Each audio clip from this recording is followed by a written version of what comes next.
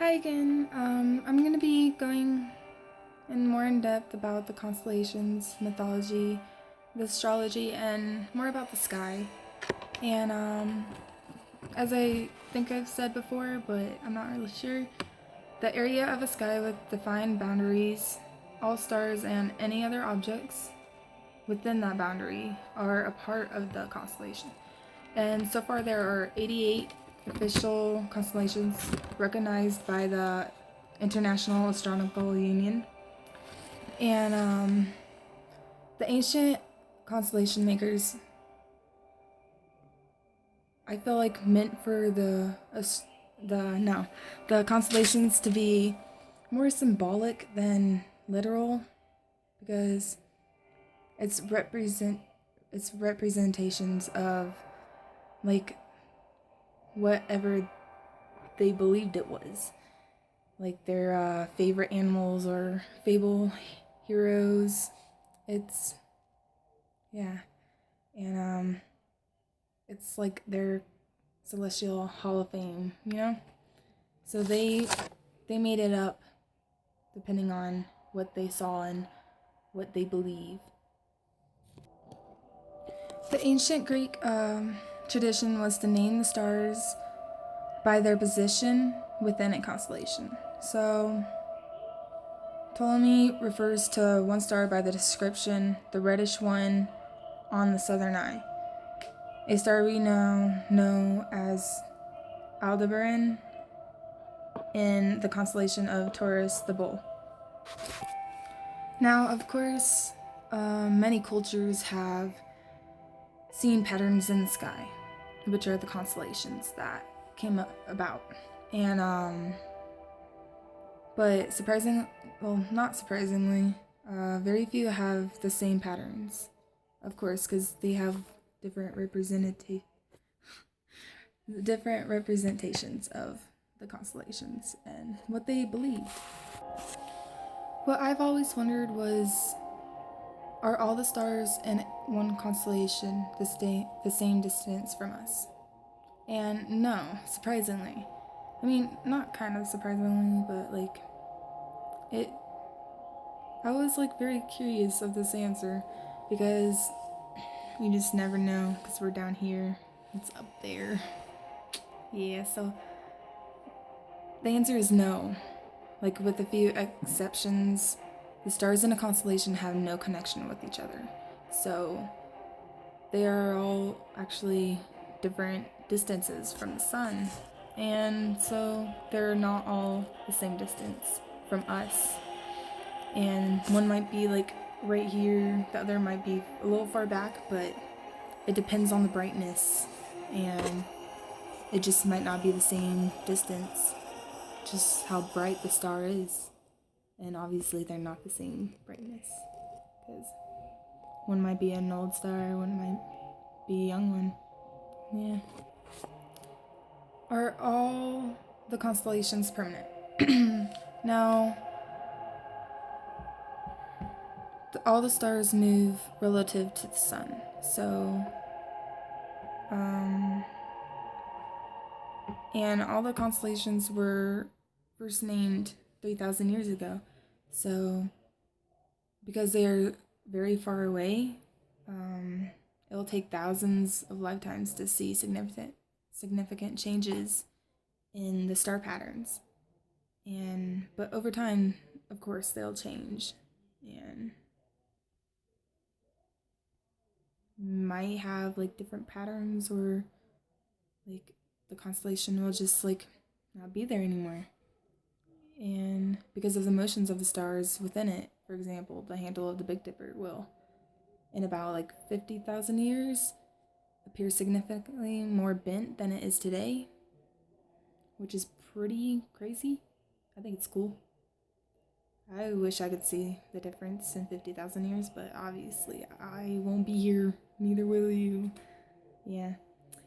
And of course, they'll keep the same names for the constellations, even if the stars change their positions. They are, the constellations are still the products of human imagination, and they're not nature. They're a part of your imagination and what you believe they are. So the names aren't going to change, but obviously the constellations might have slight changes, and not anytime soon, but like, yeah, they won't stay permanent, and they will change. Now, the constellations aren't moving, it's the stars that make up the constellation that move, but the motion is small and only seen over thousands of years. The constellations themselves change their position in our sky during the year due to the Earth's orbit around the sun, and the stars move relative to the sun, like I said earlier. So, yeah. Now, stars move across the sky on a regular schedule. We know that, of course, and it's very much like the sun. And at various times of year, different constellations appear at sunset. And the rising of constellations rotate based on the Earth's path through space, and so can be used to mark the seasons and regions when moderate weather may change. Well, may not convey the change between winter and spring.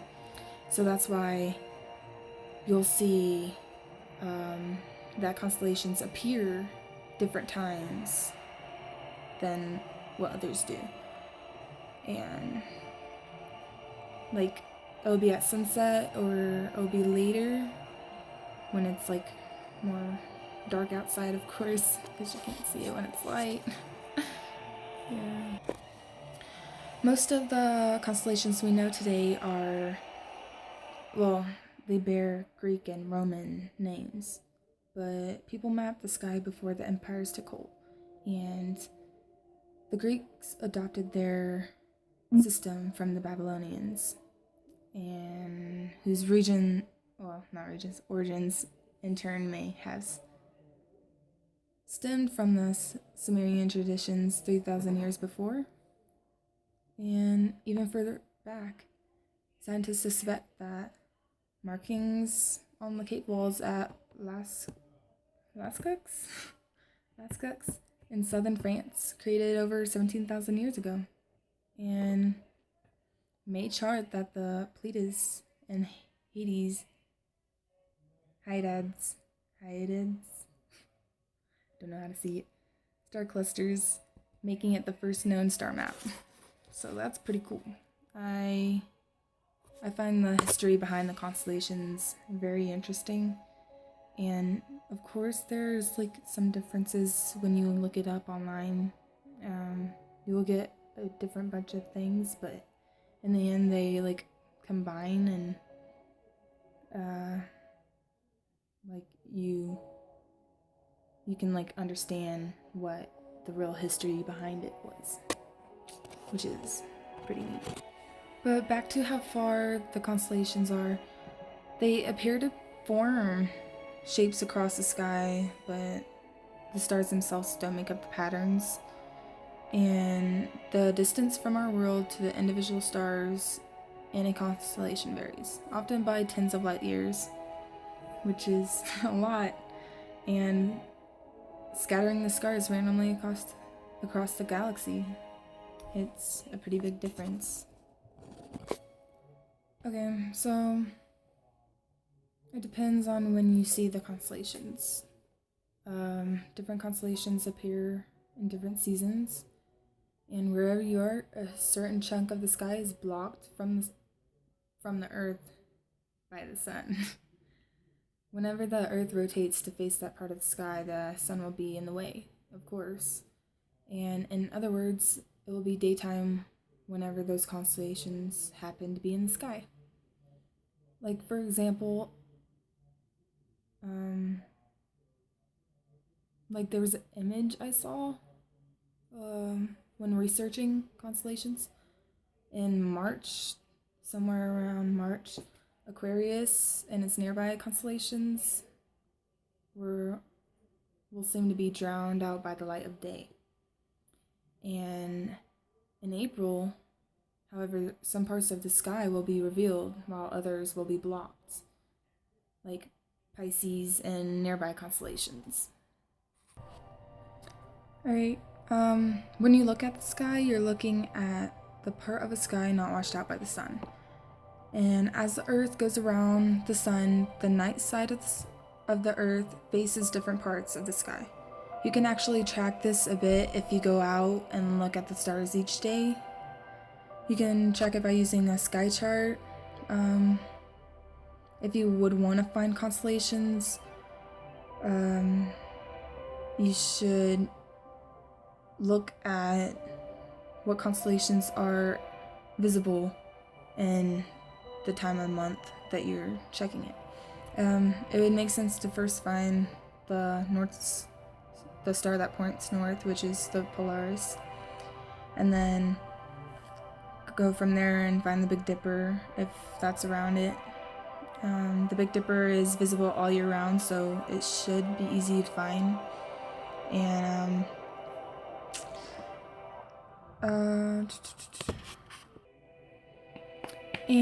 the sun, meanwhile, is moving a bit less than a degree east relative to the stars each day, and 365 days later, it's back to where it was. Note that there are 360 degrees in a circle. Math. And the two numbers, 360 degrees in a circle and the number of days in a year, are not unrelated. And ancient astronomers took note of how long it took for the sun to get back to its former position, which is why the calendars they used tended to have 365 days with a festival of some kind at the end.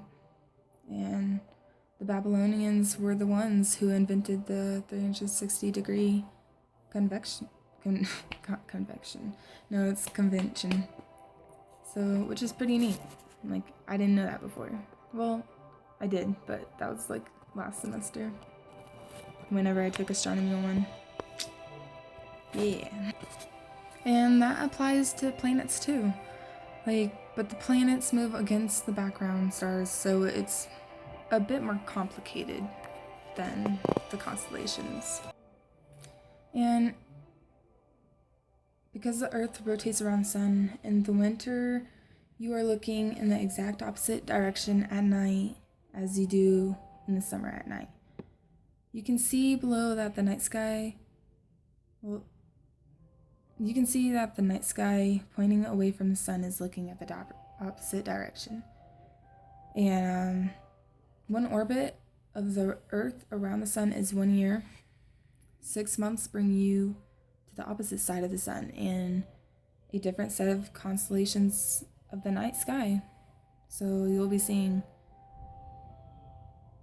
it in different seasons. It just depends.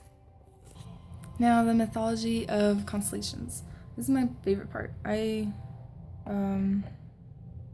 had very great interest in researching the mythology of constellations, and since ancient times, constellation myths have been told in the tales of gods, monsters, heroes, villains, and other legends using only the stars in the night sky.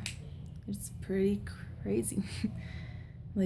They're the ancient astronomers and constellation formers, or whatever you want to call them, would have an interest and would look up at the stars to point out a divine meaning, and in their attempt to draw meaning from the powerful and creation of these stars. Constellations and of themselves are simply man-made groupings of stars. So it's pretty much created to explain the most ancient and important questions of time. And yeah. My favorite constellation would probably, I would say Gemini, because I'm a Gemini, but that's pretty basic. So I'm not. And that's what I researched in Astronomy 1, so I kind of wanted to research another one. And I actually have a new favorite. It's the Taurus, which is the bull. And the Taurus constellation lies on the northern sky. So, and its name means the bull in Latin. And it's symbolized for the bull's head. And it's one of the 12 constellations on the zodiac, and was first cataloged by the Greek astronomer Ptolemy in the 2nd century. And the constellation's history, however, dates back to the Bronze Age. Taurus is a large constellation and one of the oldest ones known. In Greek mythology, the constellation is associated with Zeus, who transformed himself into a bull in order to get close to Europa and abduct her. And in mythology, I found the story kind of hilarious because he morphed into a bull to get Europa. Like, it's just weird, but I found it funny and crazy. And Taurus is known for its brightest star, Aldebaran, Elnath, and Alcyon, as well as the variable star T Tauri. The constellation is probably best known for the Pleiades, Messier 45, known as the Seven Sisters, and the Hyades, which are the two nearest open star clusters to form star clusters to Earth. And Taurus also has a number of famous deep sky objects. Among them is the supernova remnant Messier 1, the Crab Nebula, which is pretty crazy. You should look that up. And Heinz Variable Nebula NGC 1555, the Colliding Galaxies NGC 1410 and NGC 1409, the Crystal Ball Nebula NGC 1514, and also the Merope Nebula NGC 1435. I know you guys could have done without all the numbers and stuff, but just in case you wanted to look it up, thought it was important. So yeah. Now, Taurus is the 17th largest constellation in the sky, occupying an area of 797 square degrees, which is pretty huge. It's pretty huge. It is located in the first quadrant of the northern hemisphere and can be seen at latitudes between above 90 degrees and below 65 degrees. And the neighboring constellations are Aries, Auriga, Cetus, Eridanus, Gemini, Orion, oh god, I can't even speak, Orion, and Perseus. I don't know why I'm having trouble talking today, but it's fine.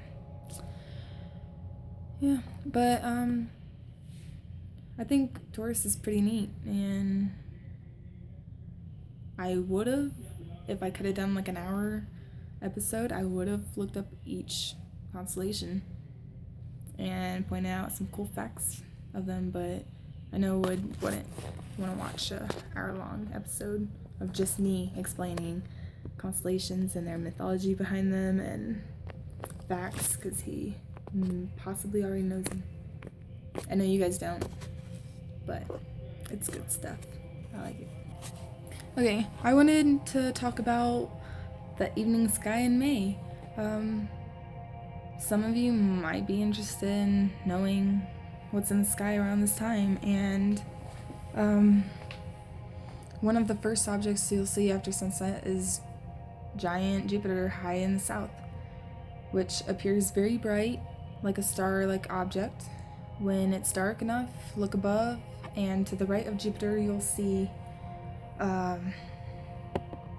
if you can find the backward question mark shape of Leo the lion's head and chest.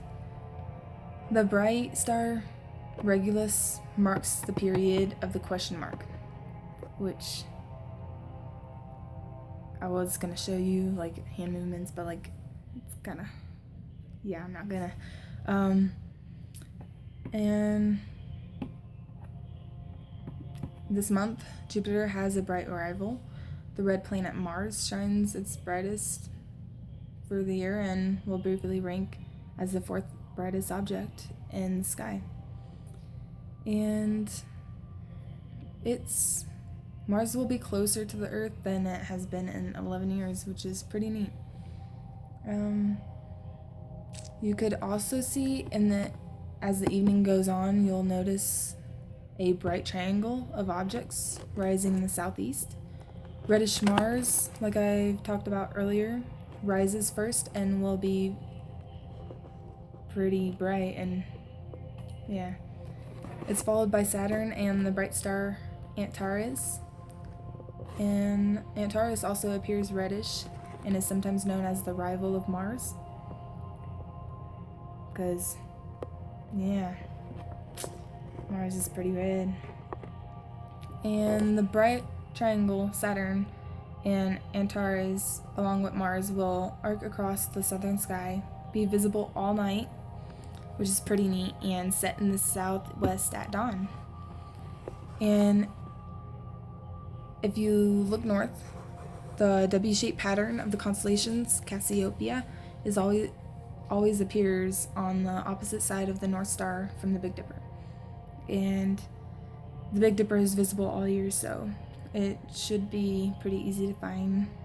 And now in the spring, the Big Dipper is high in the north, and Cassiopeia is very low in the north.